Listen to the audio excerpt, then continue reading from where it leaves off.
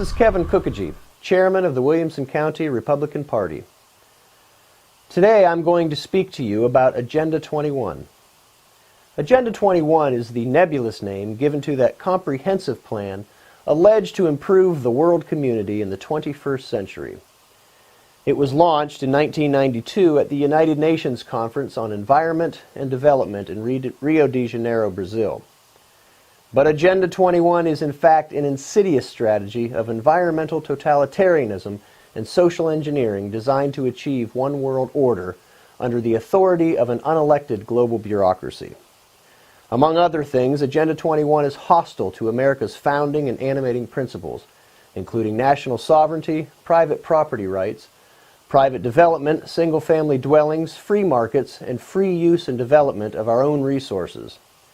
The proponents of Agenda 21 advocate for redistribution of wealth, and their doctrine is quite simply nothing more than a restatement of communism. The proponents of Agenda 21 are intent on forcing you into crowded communities and limiting your parking spaces in order to achieve their green dreams of eliminating automobiles in favor of walking or riding bikes. Although I imagine they make exception if we agree to drive those little electric toys that nobody wants. Meanwhile, these unelected elites jet around to world conferences deciding what is best for you and me. To achieve these green dreams, the UN seeks to impose global taxes on currency transfers, fossil energy production, commercial use of oceans, and international airfares. Perhaps you have never heard of Agenda 21, but I bet you are familiar with phrases like sustainable development, smart growth, regionalism, comprehensive planning, and allocation of so-called green spaces. Terms like these were selected by the UN to overcome objections by those of us who argue in defense of liberty and national sovereignty. The preamble and Chapter 28 of the Agenda 21 plan expressly recommends obscuring the true intentions of Agenda 21 by use of the terms smart growth and other innocuous-sounding phrases. The good news is that conservatives and liberty-minded activists are now alert to Agenda 21 and its implications. Our legislators in Tennessee are considering bills to stem the tide of Agenda 21, and even the Republican National Committee recently adopted a resolution in opposition to Agenda 21. The Williamson County Republican Party and many other county Republican parties in Tennessee have adopted similar resolutions. The bad news, however, is that we are years behind. Agenda 21 has already made significant headway in cities, counties, and local communities all over America. More than 1,100 cities, towns, and counties are members of what is called the International Council for Local Environmental Initiatives, the ICLEI as it is better known, which is an international association of local governments and national and regional local government organizations that have made a commitment to sustainable development. There's that word again. The ICLEI coordinates local government representation in the United Nations in contravention of the United States Constitution and your individual liberties. Let me give you just a few examples of how Agenda 21 is weaving its way into your lives right here in Middle Tennessee. In 2010, Columbia, Tennessee was selected as one of 62 cities to participate in the Community Challenge Planning Grant Program. This program is a collaborative effort of dubious federal agencies, HUD, DOT, and the EPA, and it presumes that cities can develop in more sustainable ways by improving livability of their most troubled areas.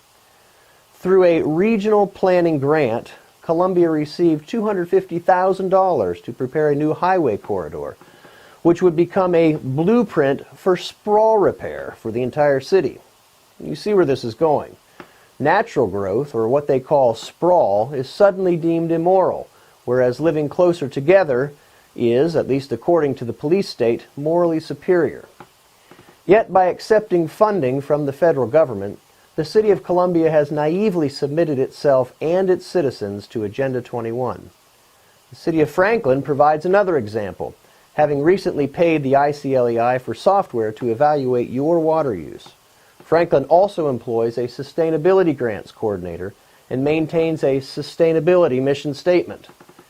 More alarming is Cumberland Region Tomorrow, or CRT, a 10-county Middle Tennessee initiative working under the purposefully ambiguous phrase of collaborative action for quality growth. Among the objectives of the CRT is a high-speed rapid transit to connect Belle Meade to East Nashville. Hardly a priority at any time, let alone in today's economy. Funding, of course, would be accomplished through a regional tax, this on top of what we already pay in city and county taxes. But perhaps most disconcerting in all of this is how Agenda 21 is targeting the rising generation, and you know how important that is to me. Leadership Middle Tennessee recently hosted a youth summit at Belmont University in order to introduce and promote regionalism to our high school youth. The website announcing the event boasted that these students needed to be aware of so-called regional issues, like healthcare, tourism, education, workforce, economic development, and transportation. All code words of the progressive movement, ladies and gentlemen, intended to seduce you into believing that local communities are not capable of addressing local issues without the help of Big Brother. What is regionalism today will be nationalism tomorrow. Following that, we will be subject to an unelected global authority with no say in how we live our lives. These folks intend to induce you into a general surrender of your liberties in favor of a dominant, authoritative state. Please tell members of Congress, as well as your state and especially your local elected officials, that you are aware of Agenda 21 and that we will be ever vigilant in opposition to all of its entanglements. Remind your representatives that they are our agents and that we are the principals. As such, we have only delegated, not surrendered, our rights, and that we expect them to protect and defend our sovereignty in this area and in others. Speaking for freedom, I am Kevin Kookogee.